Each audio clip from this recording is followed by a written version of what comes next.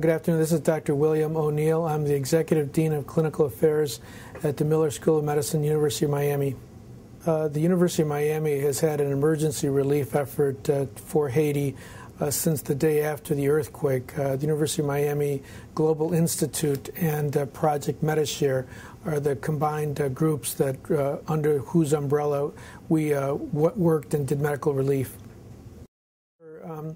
Well, when we got down there, Dr. Barth Green, who is the chairman of neurosurgery at our university, helped organize a relief effort. And for the first week, we borrowed small commercial jets or small private jets that actually were donated.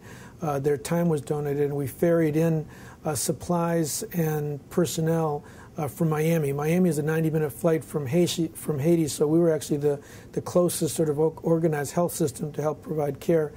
And we had a coordinated response here on the ground in Miami with a lot of difficulty. We communicated to people on the ground in Haiti to try to realize what kinds of staff and personnel we needed. Initially, we sent ophthalmologists. We didn't really need many of those. It became quickly apparent that orthopedic surgeons were the vast and number one subspecialty need.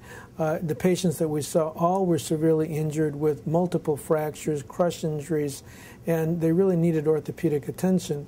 Over the first week, we scrambled to try to provide basically salvage and resuscitation for those patients. As we got a little better organized on day 8, we actually opened up a field hospital on the airport grounds, and there are 4 tents now that we call it the University of Miami Hospital Haiti. So it's actually an organized 260-bed facility where we're doing surgeries and we're doing x-rays and most of the things that an acute trauma hospital can do. Long term, it's still very troubling because the medical infrastructure has absolutely been completely destroyed. And rebuilding, sort of a healthcare organization for over 2 million people, I think is going to be a massive undertaking. Hopefully some good will come of this. There's a lot of well-meaning people. There's an enormous amount of philanthropy. President Clinton, President Bush are all very committed to helping find relief effort down there. And hopefully towards the tail end of this, large organizations like the Red Cross can then come in and provide some more relief. But Steve, I have to tell you that on the ground for the first week, it was really total chaos. And I actually think that's where we have to sort of help design operations in the future. This is not the last earthquake that's going to happen in the Western Hemisphere.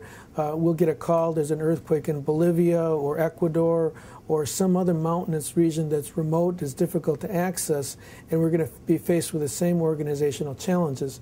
I really do think that self-contained sort of complete hospitals like the Israeli Defense Group are really a model that we have to study, and we're going to try to make we're going to try to have some discussions with Southern Command, who actually is based out of Homestead, Florida, to see if we can help them sort of design this sort of set of equipment. Getting people to the ground is not that much of a problem, but getting the right equipment with the right people to the right spot is really the organizational challenge.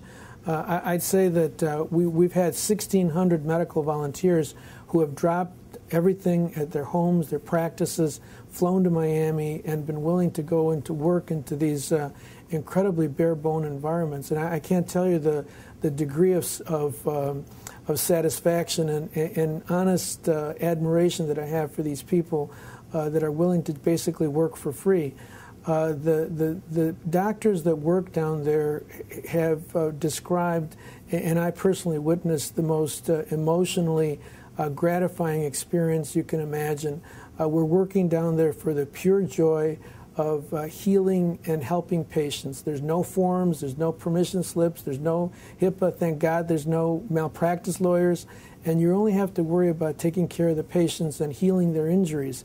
And the Haitians are just the most patient and peaceful and thankful people that you would ever meet. So it actually was a profoundly moving experience, and it really re-energized my my desire and my goal to be a physician and a healer being involved over the last month.